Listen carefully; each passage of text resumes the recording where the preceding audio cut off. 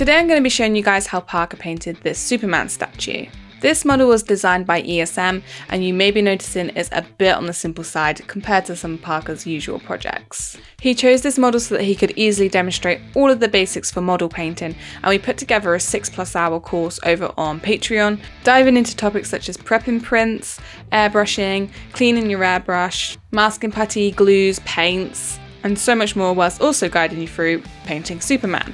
That is available to anyone at our supporter tier or higher, so if you think that will be useful to you, the link is down below in the description. Now for this reason, this video is going to be a little bit different to some of our others. We have no chapters, and I won't be combining each piece into its own little section of painting. I thought it would be really useful to see how he switches between the pieces whilst he's painting a whole project to allow for dry times and things like that. So this video is going to be a little bit of a sneak peek of that course over on Patreon.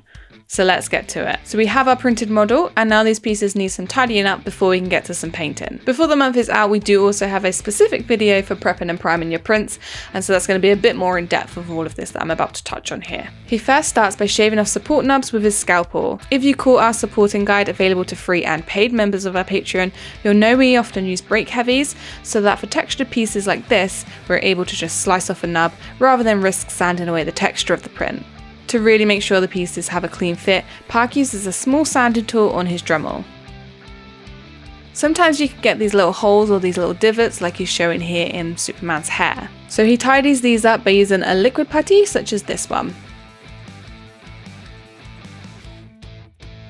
Now I don't know if you can see it very clearly here, but Superman has some voxel lines on his shoulder. It's quite a common spot for them, and he uses a liquid surfacer, applying it with a brush. Whilst he leaves the liquid to dry, he starts to install his magnets for the piece.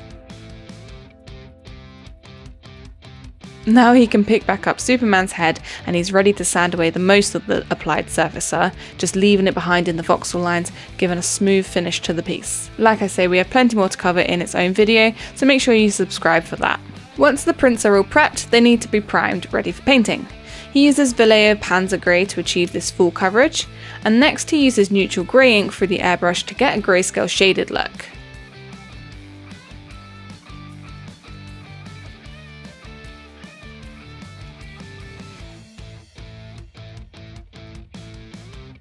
Now the pieces are ready for some paint.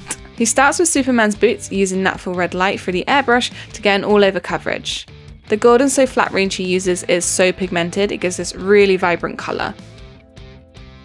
Next, Parker needs to prep Superman's badge. So yellow is notoriously difficult to get good coverage, so he applies a full coverage of quinacridone magenta. Now, as I mentioned, I would usually stick with the badge and see it through, but I want to keep everything he has done in chronological order. This badge now needs drying, but the initial boot layers are dry, so you can turn back to them for some shadow colour using Pyrrole Red.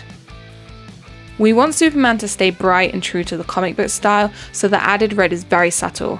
All of the highlights and shadows aren't going to be quite as clearly defined as usual. Now it's time to switch back to the badge again to get a better opaque coverage on the badge with more magenta. Before we move on to some of the main body parts, Parker goes through a dry brushing stage. Parker has a selection of dry brushes, but mostly uses cheap makeup brushes for this process. First thing to do is moisten the bristles slightly by touching them to a damp sponge. The sponge inside the white palette is perfect for this. Then he thoroughly wipes the brush until you can barely feel the moisture remaining. Next, he completely coats his brush in titanium white. He likes to use a tile to make sure the brush is completely covered. This kind of surface is preferred because it is dry as opposed to the wet palette that's going to introduce extra unwanted moisture. Then he uses a painting rag to now remove it all back off again. You can see him wiping until only a small trace of the paint remains.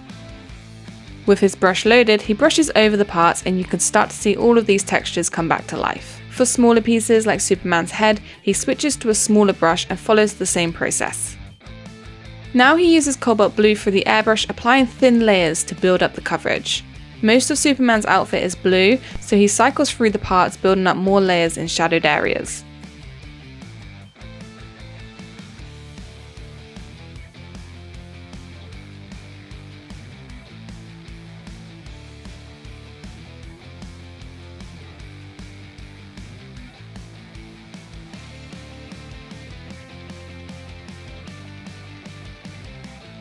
He switches to phthalo blue-green for a subtly darker blue and uses it to shadow the muscle definition.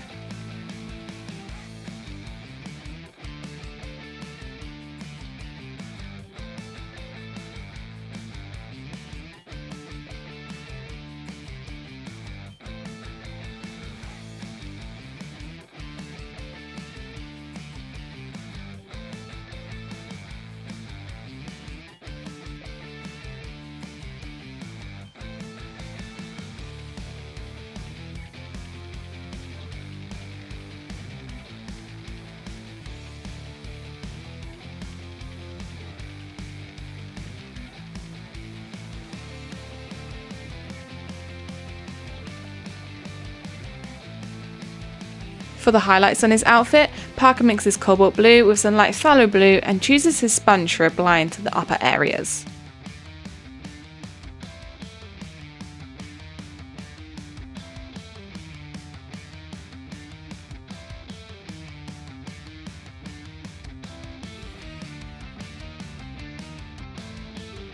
In classic Parker style, he switches to the airbrush to blend out some of the sponged on highlights, using an airbrush still loaded with that phthalo blue-green shade.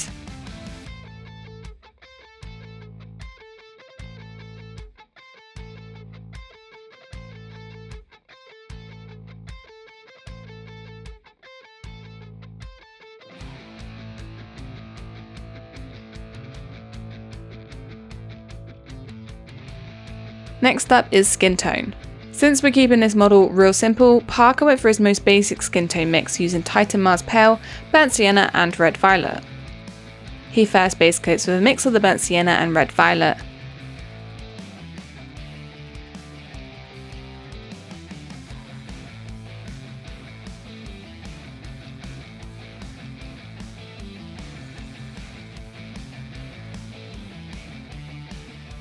With this first coat applied, he set the pieces aside to give some dry time. This gives him the chance to get the magenta badge back out, and he's ready to start applying the yellow. He uses permanent yellow through the airbrush, getting a full coverage of the badge, not focusing on the S but also not really worrying about if it gets some overspray. It takes a couple of coats to get a really nice vibrant colour. Now Parker can switch back to his head and hands to do the next stage of the skin work. This time he uses more of the Titan Mars Pale to lighten the shade and applies this in some of the more highlighted areas of the face.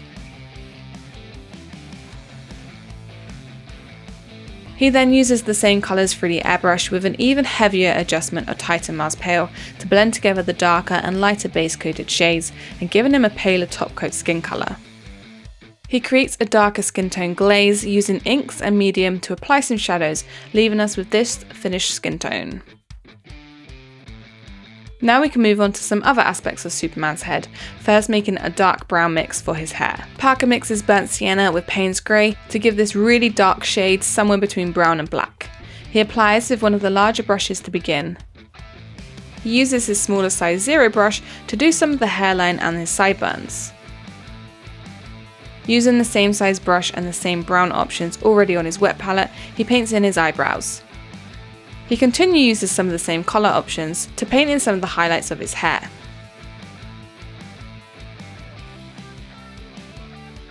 Now, back to the badge again. So with this yellow dry, we can now start to apply the red to the border and to the S. He carefully brush paints using Imperial Red, adjusted slightly with dioxazine purple Liquitex ink.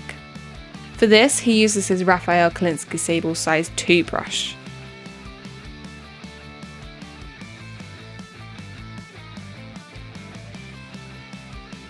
This is going to need another coat, so he sets it aside once more and we move on to the next red part of Superman. So we painted this on stream and we did have a bit of a discussion over what to call this part of his outfit. Are they really just underpants even though they're over? So I think we did land on overpants. Anyway. The overpants need masking so that he can use the airbrush for the most part. His go-to for this job is Camouflage Putty from AK Interactive. It's really easy to use, it isn't greasy like some putties, pulls off neatly, and it's reusable. Parker has had this pot for years. Where the paint goes? Nobody knows. Simply magic. The final step to masking is wrapping cling film around his legs. Now he runs natural red light through the airbrush.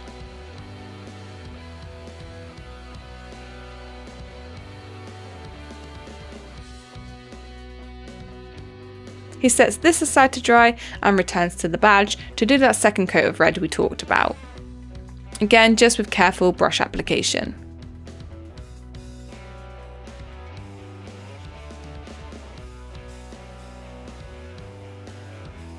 Now we get to enjoy a satisfying mask peel on these legs.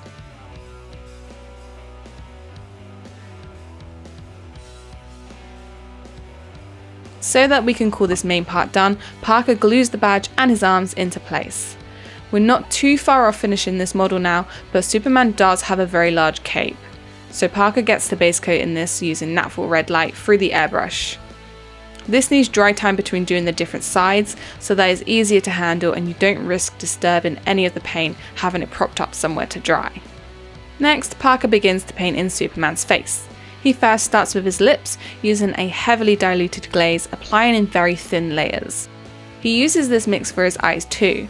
Once base coated with this blood vessel type colour, Parker moves to titanium white mixed with a small amount of the blood vessel glaze to paint in the whites of his eyes. For Superman's bright blue eyes, Parker lays cerulean blue, turquoise deep and phthalo blue red shade on his wet palette. Because these eyes are smaller than his usual 1/4 scale statues, he opted for these to all be Liquitex inks to give a bit of a more natural shine. When it comes to eyes, he likes to have various shades ready to apply, as human eyes aren't one uniform colour.